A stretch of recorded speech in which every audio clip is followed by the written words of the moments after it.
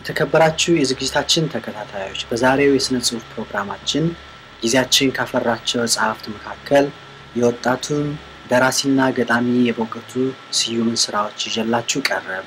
በዛሬው ፕሮግራማችን ቁርጥራጭ ሐሳቦች ከተሰኘው የበውቀቱ ስዩም መጣጥፍ ውስጥ እውነትና ቅጥፈት የተቀላቀለበት የጉዞ ማስታወሻ የተሰኘውንና አባ ያዕቆብ አንዳንዴም ዞረ ያዕቆብ የሚላቸውን ሰው እንዴት እንደሳላቸው እስኪ እንከታተሉ።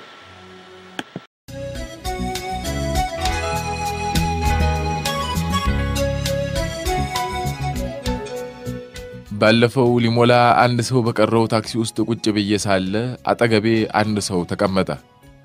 ያ ሰው የጥንት ቤት አከራይ አባ ያዕቆብ ሆነው ተገኙ። አባ ያዕቆብ ራሳቸውን እንደ ፈላስፋ ይቆጥራሉ። እንዲህ እንዲሳሳቱ ያደረጋቸው ዘርአ ያዕቆብ ሊሆን ጥቂት የቀረው ስማቸው ይመስለኛል። ስመዳ ነው። አባቶቻችን በስም አምሳል ምኞታቸውን ይጭኑብን ነበር። ሲግመንድ ፍሮይድ ወደ ስውር ሐሳባችን የሚያደርሰው ወርቃማ መንገድ ህልም ነው ብሏል። እዚህ ሀገር ቢሆን ኖሮ ህልም የሚለውን ስም በሚለው ይተካው ነበር። አንድ ሰውዬ ከጎረቤቱ ጋር ተጣልቶ ወደ ቤቱ ከገባ በኋላ በንዴት ሚስቱን አስወልዶ ልጁን በላቸው ብሎ ይጠራዋል። በላቸው እንግዲህ ስም ብቻ አይደለም፣ ለባለ ስሙ የተላለፈ የዕድሜ ልክ አደራ ጭምር ነው። ልጅየው ሲያድግ ያለው አማራጭ ሁለት ነው። ወይ ስሙን ማስቀየር አሊያም ማርሻል አርት ሰልጥኖ የእግርና የእጁን አመል ማስቀየር። ስምን መልአክ በሚያወጣበት ባህል ውስጥ ተፈሪና መንግስቱ ንጉስ ከመሆን በስተቀር ምንስ አማራጭ ነበራቸው? እስካሁን የጻፍኩት ቋሚነት የለውም። ስምና ግብር የማይገጣጠሙበት ጊዜ ደግሞ ሞልቷል። ለምሳሌ የኔና የአባ ያዕቆብ። አባ ያዕቆብ ነገር ማዞር ብቻ ስለሚችሉ ዞረ ያዕቆብ በሚል ስም ጠራቸው ነበር። ግን የጎረቤት ሀገር የሚያክለው ጆሮአቸው በቅጡ ስለማይቀበል ዘርአ ያዕቆብ እንዳልኩ አድርገው ሰሙኝ። ትዝ ይለኛል ሁሉ ጊዜ ማታ ማታ 1 ሰዓት ሙሉ ያወሩኝ ነበር። አዳምጥና አስከፍላችኋለሁ። ካውንስሊንግ ከተማርኩ በኋላ በብላሽ አዳምጬ አላውቅም። በዚህ አይነት እሳቸው የወር ኪራይ ያስከፈሉኝ፣ እኔ ደግሞ የወሬ ኪራይ ያስከፈልኳቸው አብረን ቆየን።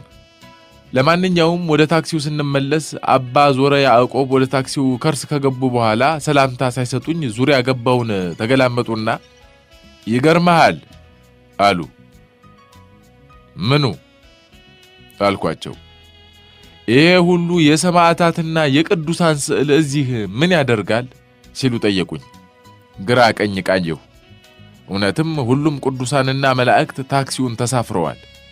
3 ደቂቅ ከሳት ላንቃ ሲያመልጡ አቡነ ገሪማ በዘንዶ ደብረ ዳሞን ሲወጡ ሌላም አየሁ አይደል? ሚኒባሱ ቤተስኪያን ሊሆን የቀረው እኮ እንግዲህ ጽላብ ብቻ ነው። እውነቴን ነው። ይሄንን ባውቁ ኖሮ ከነጫማ ያልገባም ነበር። ወይስ ቤተ መቅደስ መንዳት ተጀምሯል? አብሬያቸው ላማረር አልፈለኩም። እኔ ደስ ብሎኛል፣ ዝም አልኩ። ከፊቴና ከኋላዬ ያሉት ተሳፋሪዎች ወደ ሸራተን እየሄዱ ነው። እኔም ሸራተን አጠገብ ወደሚገኘው የቀበሌ መዝናኛ እየሄድኩ ነው። ታክሲና ሞት ሁሉን እኩል ያደርጋል። ደስ ብሎኛል። ይሄ መንፈሳዊ ድባብ ያለው ሚኒባስም ከ1000 ዓመት በፊት ኢትዮጵያዊው ጃንደረባ የተሳፈረበትን ሰረገላ ስላስታወሰኝ ደስ አለኝ። ጃንደረባው የመጀመሪያውን የአፍሪካዊ ተጠማቂ ሆኖ ትንሽ እልፍ ካለ በኋላ መንገድ ዳር አግኝቶ ሊፍት የሰጠኝ መሰለኝ። ታክሲ ውስጥ ደግሞ አንድ ዘፈን ይሰማል። እንደ መደነስም ቃጣኝ። ግን ምን ዋጋ አለው? አባ ዞረ ያዕቆብ አንድ ቁና ሳቅስቀው ከዳንስ ያናጠቡኝ። ምን ነው አልኳቸው። አትሰማውም? ሰማሁት። ዘፋኙ የትግራይ ልጅ የለው አባይ፣ የጎንደር ልጅ የለው አባይ፣ የጎጃም ልጅ የለው አባይ፣ የወለጋ የለው አባይ እያለ በሚያምር ድምፁ እያቀነቀነ ነበር። ታዲያ ይሄ ምን ያስቃል አልኳቸው ንድድ ብዬ። ያስቃል እንጂ የዛሬ ዘመን ዘፋኞች እኮ ባንድ እጃቸው ማይክ ባንድ እጃቸው ካርታ ይዘው ነው መሰል የሚዘፍኑ እንዴ። ይሄ ዘፈን አይደለም ወንድሜ፣ ይሄ ጂኦግራፊን በዜማ ማስተማር ነው። አንድ ጊዜ ትዝ ይለኛል አንድ ዘፋኝ የሲዳሞ የለው አባይ፣ የጋሞ ጎፋ የለው አባይ፣ የገሌ የለው አባይ ዘርዝሮ ሳይጨርስ የመዝፈኛው ሰዓት ተጠናቆ አዳራሹ ሊዘጋ ስለተቃረበ ይቅርታ የዝግጅቱ ታዳሚዎች ያልጠራው ክፍለ ሀገር ካለ በሚቀጥለው ኮንሰርቴ እመለስበታለሁ ብሎ ከመድረክ ወረደ። ድንገት ሾፌሩ ቴፑን ቀይሮ የሬዲዮ ኤፍኤም ጣቢያ ላይ ያደረገው። የኤፍኤም ጋዜጠኛ አንድ የውጭ ሀገርን እንግዳ ስለ አውደ ዓመታችን እየጠየቀው ነው። እንግዳው ከሁሉ የሚያስደስተው አብሮ የመብላት ባህላችን እንደሆነ ሲናገር ሰማሁት። ደስ አለኝ፣ ኩራት ተሰማኝ። አውሮፓውያን አብሮ የመብላትን ጥቅም ከተላላቅ ሊቃውንታቸው ተረድተው ነበር፣ ግን ስላልጠበቁት አጡት። ይህንን መሳይ ሐሳብ ከሬዲዮ እንግዳ ምስክርነት ጋር በማዋሃድ በአገሬ ባህል እየኮራው እያለ ዝም ብሎ ሲቀባጠር ነው አሉኝ አባ ዞሪያ ያዕቆብ። እንዴት አብሮ መብላት ጥቅም ያለው ነገር ሆኖ እንደ ትልቅ ባህል መቀባጠር የለበትም እንዴ? በጋራ መስራትን በግል መብላትን ነው ማበረታታት ያለብን። ስራ መቼም ቀደም ተከተልና እርከን ስላለው በጋራ ካልተሰራ አይፈጸምም። መብል ግን ሌላ ጉዳይ ነው። መቼም ሁላችንም ኢትዮጵያዊ ብንሆንም የጋራ ቀለም እንጂ የጋራ ሆድ አልተሰጠንም። የየግላችን ምርጫ አለን። እኔ ጨውና ቅባት አልወድም፣ አንተ ትወዳለህ። እኔ በልቼ አንተን ሳልጠብቅ መነሳት እፈልጋለሁ። እንግዲህ ባህር ማዶ አቋርጦ የመጣው እንግዳ ላደነቀው ባህላችን ስንል ተቃራኒ ፍቃዶቻችንን ባንድ ሞሰብ ውስጥ ማፋለም አይጠበቅብንም። ምግብ በጋራ ስለበላኸው ጣዕሙን አይጨምርም። በጋራ ስለተበላ ዶሮ የሆነ ሽሮ አጋጥሞሃል? ወንድም ያትሳሳት። ሞትና ሞሰብ የግል ጣጣ ነው። ትንሽ ያስቡ ከቆዩ በኋላ በነገራችን ላይ የዓመት በዓል ዘፈኖችን የሚዘፍኑ ዘፋኞች በባልትና ይመረቃሉ እንዴ? ቅድም አሁን አንዱ በሬጌ ቅኝት ዝልዝል ቋንጣ ፍርፍር ዱለትና ክትፎ ድፎ ዳቦ ጭምር ከሞሰቡ ተርፎ ጭቅና ጥብስና አሳ ለብለቡ ተዘጋጅቶ ቀርቧል ለህብረተሰቡ እያለ ሲዘፈን በቴሌቪዥን ተመለከትኩት። ይገርማል። ክሊፑን ያዘጋጀው የዓለም የምግብ ድርጅት ሳይሆን አይቀርም። ስንቅ ቃሪያ እንኳን ለክሎዛፕ በቅቷል። እኔ በጣም ነው የተናደድኩት። ባለቤቴ ግን ለእንግዶች እህል ውሃ ስታዘጋጅ የተረሳ ምግብ መኖር አለመኖሩን ለማረጋገጥ ክሊፑን ለማረሚያነት ተጠቅማበታለች። አባ ዞሪያ ያዕቆብ ደስታዬን እየተፈታተኑት ነው። ደሞ የተጋነነ የሥጋ ፍቅራችን አያናድድህም አሉኝ። እንደማያናድደኝ ነገርኳቸው። ሥጋ መብላት የብርቱነታችንና የእድሜ ጸጋችን ምንጭ ተደርጎ ከጥንት ይወሰድ ነበር።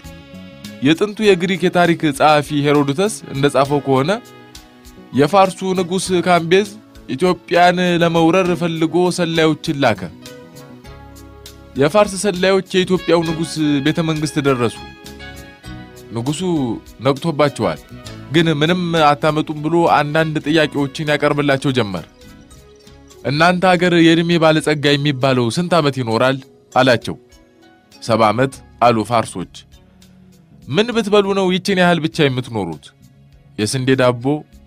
ታዲያ አቧራ እየበላችሁ ከዚህ በላይ መኖር አማራችሁ ካለ በኋላ ኢትዮጵያውያን በሙሉ በጤና እስከ 120 ዓመት እንደሚቆዩ ይህም የሆነው የተቀቀለ ስጋና የተፈላ ወተት ስለሚመገቡ መሆኑን ነገራቸው። ሄሮዶተስ እንደመሰከረው ስጋ የአይበገሬነታችን መለዮ ነው። ይህንን ስነግራቸው አንተ ደግሞ በታሪክ አላግባብ መመካት ትወዳለህ አሉኝ አባ ዞሪያ ያዕቆብ። ጫማ መቀደዱን ለመግለጽ ሄሮዶተስን መጥቀስ የለብህም። በታሪክ አላግባብ መመካት ቆነጃጅት በሞሉበት ሀገር የንግስተ ሳባን ገላ ያሰቡ በወሲብ ለመደሰት እንደመሞከር ነው። እመነኝ፣ 1000 ዓመትን ሲያከብሩት እንጂ ሲኖሩት ደስ አይልም። የሀገራችን ሰው ስጋ እንደሚወድ ለማረጋገጥ ከፈለክ ግን ሄሮዶተስን ትተህ ወደ ልደታ ወረድ። እኔም አንዳንዴ ምን አለ የህዝቡን የስጋ አምሮት ማሟላት እንዲቻል ሙሴ ዝሆን መብላትን በፈቀደ ኑሮ እላለሁ። ፊቴን ወደ ታክሲው የመስኮት መስተዋት አዞርኩ። የአዲስ አበባን ናሙና በመስተዋት በኩል ተመለከትኩ። ዙሪያ ገባው ደምቋል። ከኮከብ የተረፈው ህዋ በማራኪ አምፖል ተጥለቅልቋል። የአባ ዞሪያ ያዕቆብ ንጭነጫ ይህንን ሁሉ ብሩህነት አደብዝዞታል። የተረዳኸኝ አልመሰለኝም አሉ ሐሳቤን ያዳመጡ ይመስል።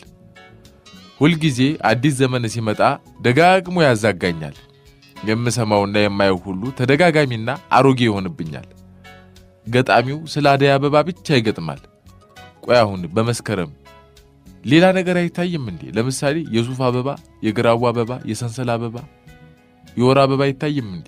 ይገርማል። ሁሌ በቃ አደይ አበባ ብቻ